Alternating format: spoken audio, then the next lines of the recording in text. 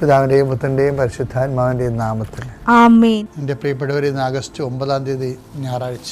അമ്മേ പരിശുദ്ധ അമ്മേ, അമ്മേ പരിശുദ്ധമേ, ദൈവമാതാവേ, കൃപാസനത്തിലൂടെ ഞങ്ങളുടെ ദേശത്തിനും അമ്മ മധ്യസ്ഥം തേടി തന്ന എല്ലാ അനുഗ്രഹങ്ങൾക്കും കൃപകൾക്കും ഞങ്ങളിപ്പോൾ ഹൃദയം നിറഞ്ഞ നന്ദി പറയുന്നു. അമ്മേ പരിശുദ്ധമേ, ദൈവമാതാവേ, 2004 ഡിസംബർ 7 ഉച്ചകഴിഞ്ഞ് 2:30 കൃപാസനത്തിൽ സംഭവിച്ച അമ്മയുടെ പ്രത്യക്ഷപ്പെടലിനെ കുറിച്ച് തിരുസഭയ്ക്ക് സമർപ്പിച്ചിരിക്കുന്ന പഠനരേഖകളുടെ മേൽ സഭാത്മകമായ പഠനം ആരംഭിക്കുവാൻ ഞങ്ങൾ പ്രാർത്ഥിക്കുന്നു. അമ്മേ പരിശുദ്ധമേ, ഭൂസ്വർലോകങ്ങളുടെ രാജ്ഞിയായ അങ്ങേയ്ക്ക് ഭൗമസംരക്ഷണത്തിനായി പ്രപഞ്ചപ്രകൃതിയെ തന്നെ തിരുസഭ പ്രതിഷ്ഠിക്കുവാൻ ഈ പ്രത്യക്ഷീകരണം വഴി ഇടയാക്കണമേ. പരിശുദ്ധമേ, ജപമാല മാതാവേ, സകല പ്രാർത്ഥനയോടും ചേർത്ത് ഞങ്ങളിപ്പോൾ പ്രാർത്ഥിക്കുന്ന ഈ കുടുംബത്തിന്റെ പ്രത്യേക നിയോഗം പറ മക്കളെ.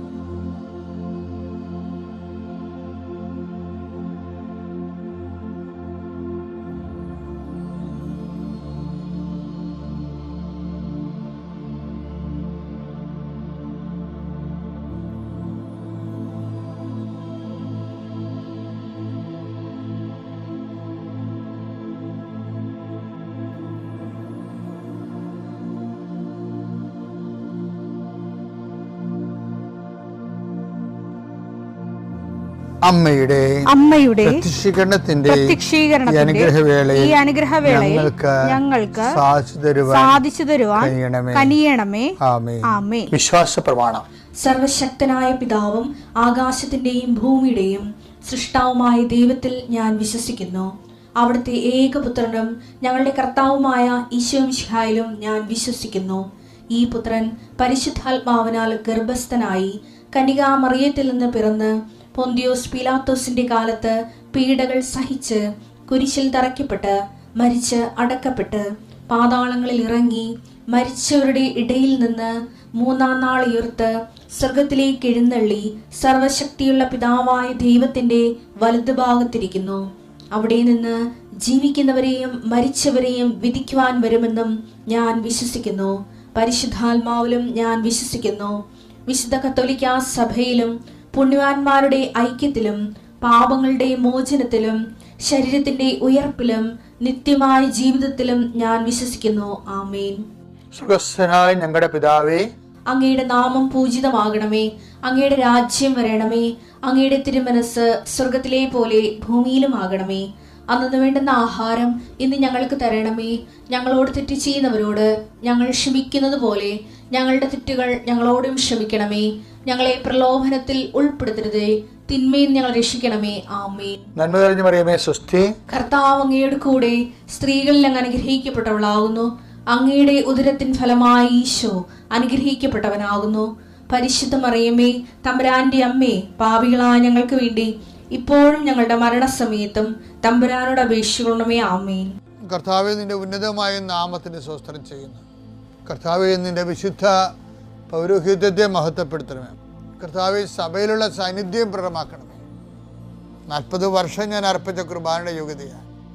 കുമാസാൾത്താരെ ജീവനോടെ പ്രത്യക്ഷപ്പെട്ട പരിശുദ്ധമ്മയുടെ പ്രത്യക്ഷീകരണത്തിന് സ്ഥിരീകരണത്തിനായി അങ്ങയുടെ മക്കൾ ഇന്ന് അഭിമുഖിക്കുന്ന എല്ലാ വിഷയത്തിൻ്റെ മേലും സഞ്ചാരി മാതാവി സമയത്തിൻ്റെ അധികാരി അമ്മയുടെ പ്രത്യേകമായ സാന്നിധ്യം ഉണ്ടായിക്കൊണ്ട് കർത്താവേ, ഞങ്ങളുടെ കഴിവ് കൊണ്ടല്ല, അങ്ങയുടെ കൃപ കൊണ്ടാണ് അങ്ങയുടെ മക്കൾ എവിടെയെല്ലാം യാത്ര ചെല്ലുന്നുവോ, ഏതെല്ലാം പരീക്ഷ എഴുതുന്നുവോ, ഏതെല്ലാം പക്ഷേ റിസൾട്ട് കാത്തിരിക്കുന്നുവോ, ഓരോ വിഷയത്തിനും മനസ്സ് എന്ത് നേറിക്കൊണ്ട് കാത്തിരിക്കുന്ന സഹായം പ്രതീക്ഷിക്കുന്ന ഓരോ സ്ഥലങ്ങളെയും കർത്താവേ, അത് നഷ്ടപ്പെട്ടു പോകാതെ അവർക്ക് കിട്ടാനും അവർക്ക് അനുഭവവേദ്യമാക്കാനും കർത്താവെ സഹായിക്കണമേ എന്ന് പ്രാർത്ഥിക്കുന്നു. നഷ്ടപ്പെട്ടു പോകുന്ന സ്ഥലങ്ങൾ, നഷ്ടപ്പെട്ടു പോകുന്ന ബന്ധങ്ങൾ, നഷ്ടപ്പെട്ടു പോകുന്ന കരാറുകൾ, ഇങ്ങനെ നഷ്ടപ്പെട്ടു പോകാൻ സാധ്യതകളെല്ലാം കർത്താവിൻ്റെ നാമത്തിൽ ബന്ധിക്കുന്നു. ഓരോ സ്ഥലവും ഓരോ വിഷയത്തെ നീ ആസ്പദമായിക്കൊണ്ട് അതിനെ അധികരിച്ചുകൊണ്ട് ഓരോ വിഷയത്തിൻ്റെ മേലും നീ ആഗ്രഹം അവലംബിച്ചുകൊണ്ട് അത് ഓരോ ഡേറ്റും ഓരോ നീ പ്രത്യാശയോടെ കാത്തിരിക്കുന്ന ചില വ്യക്തികളുടെ വരവ്, പ്രത്യാശയോടെ കാത്തിരിക്കുന്ന ചില ഓഫറുകൾ, പ്രത്യാശയോടെ കാത്തിരിക്കുന്ന ചില തീയതികൾ എല്ലാം എൻ്റെ ദൈവവേദനെ നിനക്ക് അനുഗ്രഹമായി മാറട്ടെ. അതിനെതിരെ വരുന്ന എല്ലാ തിന്മയുടെ ശക്തികളെയും ഈശോയുടെ നാമത്തിൽ ഞാൻ ബന്ധിച്ചു കർത്താവിന് കാൽക്കീഴിലാക്കുന്നു.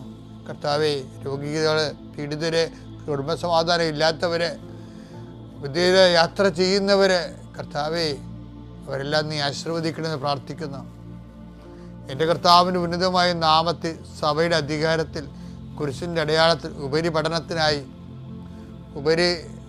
പഠനത്തിന് വേണ്ടി ചിന്തിക്കുന്നവരും ആലോചിക്കുന്നതിനു വേണ്ടി പരിശ്രമിക്കുന്നവർ അവരുടെ കഴിവിനേക്കാൾ ഒരു ദൈവത്തിൻ്റെ കൃപയാൽ അവർ ചെന്നെത്തേണ്ട ഇടത്ത് അവരെ എത്തിക്കാൻ വേണ്ടി പരിശുദ്ധമ്മ ദൈവമാതാവിൻ്റെ മധ്യസ്ഥ പ്രാർത്ഥിക്കുന്നു. രാമപുത്രൻ പരിശുദ്ധാത്മാവായ സർവേശ്വരെ നീക്കുവാമേ. എൻ്റെ പ്രിയപ്പെട്ടവരെ, ഉടമ്പടി പരിഗണിക്കുന്നത് ഉടമ്പടി മൂലം നമ്മൾ കൈവരിച്ച വിശ്വസ്തത, ആത്മബന്ധം, ഇതൊക്കെയാണ് ഉടമ്പടി നമ്മളെ ദൈവം ഓർക്കാൻ ഇടയാക്കണത്.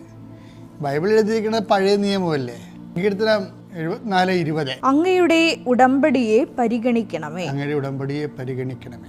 പഴയത് ദൈവം ഇങ്ങോട്ട് വന്ന് എടുത്ത ഉടമ്പടിയായതുകൊണ്ട് ഞാൻ നേരത്തെ പറഞ്ഞിട്ടുണ്ട് നിങ്ങളോടത്. ജനങ്ങൾക്ക് തീർച്ചയായിട്ടും ആ ഉടമ്പടി അനുസ്മരിക്കണമേ എന്നൊക്കെ പറയാൻ പറ്റും. പക്ഷെ നമ്മളെ സംബന്ധിച്ചിടത്തോളം നമ്മൾ അങ്ങോട്ട് എടുത്തിരിക്കുന്ന ഉടമ്പടിയാണ്. അപ്പോൾ അത് അനുസ്മരിക്കണമെന്നുണ്ടെങ്കിൽ ആ ഉടമ്പടി നമുക്ക് നൽകുന്ന ആത്മീയമായ ഒരു ജീവിതമുണ്ട്, ഒരു ദൈവത്തോടൊരു ആത്മബന്ധമുണ്ട്. അപ്പോൾ അത് ദൈവത്തിന് പ്രൂവൻ ഫാക്റ്റ് ആയിരിക്കണം. എന്ന് വെച്ച് കഴിഞ്ഞാൽ നമ്മളെ കാണുമ്പോൾ നമ്മുടെ കഴിഞ്ഞ കാലങ്ങളിലുള്ള ഇത് കാണുമ്പോൾ ദൈവത്തിന് തോന്നണം നമുക്ക് വിശ്വസിക്കാൻ പറ്റിയ ഉടമ്പടിയിൽ സത്യസന്ധമായിട്ട് ഡിപ്പെൻഡ് ചെയ്യുന്ന ഒരാളാണ് നമ്മളെന്ന് തോന്നണം. എൻ്റെ മകളെ ഏറ്റവും വലുത് അത് തന്നെയാണെന്ന് എനിക്ക് തോന്നണത്. കാരണം വെച്ചാൽ ഒരിക്കലും ദൈവം ഒരാളെ പരിശോധിച്ച് കണ്ടെത്തിയെന്ന് പറഞ്ഞു കഴിഞ്ഞാൽ, ദൈവം ഒരാളെ വിശ്വസ്തനായിട്ട് കണ്ടെത്തിയാൽ പിന്നെ അവൻ്റെ വിശ്വസ്തയും വിശുദ്ധിയും ഒക്കെ ദൈവം തന്നെ സംരക്ഷിക്കാനുള്ള സംവിധാനം ഉണ്ടാക്കും. അവർ ഈ മനുഷ്യൻ എന്ന രീതിയിൽ എന്തെങ്കിലും ചാബല്യമോ അല്ലെങ്കിൽ എന്തെങ്കിലും അശ്രദ്ധയോ ഉണ്ടെങ്കിൽ ദൈവം അതിൽ വീഴിക്കാതെ ദൈവം കൊണ്ടുപോകും. അപ്പം അതാണ് എൻ്റെ പരിശുദ്ധനെന്ന് പറയണത്. എൻ്റെ പരിശുദ്ധൻ അഴിഞ്ഞു പോകാൻ അനുവദിക്കത്തില്ല. ബൈബിളിലെ ഏറ്റവും രസകരമായ വാക്കാണ്. സങ്കീർത്തനങ്ങൾ 16:10.